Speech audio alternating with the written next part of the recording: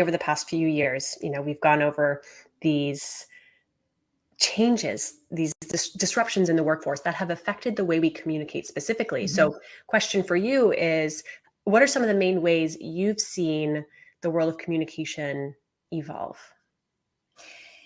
It's evolving in many different directions. Generally, everything that I've observed and research shows that there is still a huge gap in the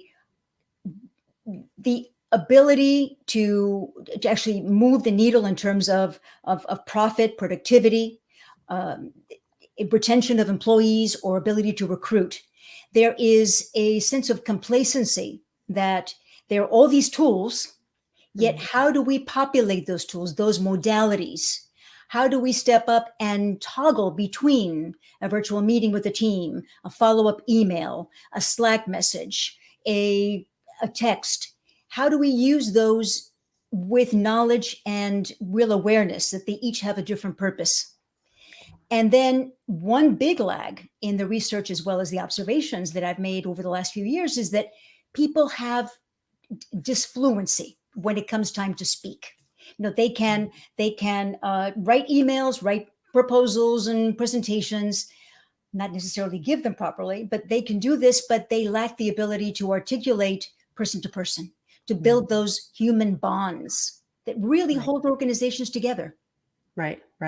And I love that disfluency point, right? Because yes, you work with leaders who are multilingual and who, in some cases, English may be the second language. But I think across the board, right, there's this new concept I've been considering called in-person virtual fluency, which helps specifically for that live human to human conversation, helps people switch seamlessly between, okay, here I am in my home office connecting over video, and now here I am on a stage in front of hundreds of people. It's a very different vantage point for your audience, and so the way you communicate has to change. So it's a fascinating skill that I think is it is, and it really requires people to step up. And another thing that's really crucial that people quite don't understand is that every audience is different. Yeah. And so you have a virtual audience, very difficult to keep attention and to really convey important information in a hybrid setting.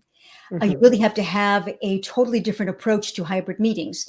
Then audience sizes, the types of audiences. Are they people who are in your world, who speak your jargon? Or are they people who are in other businesses where you have to be much more democratic in the way you approach the topic?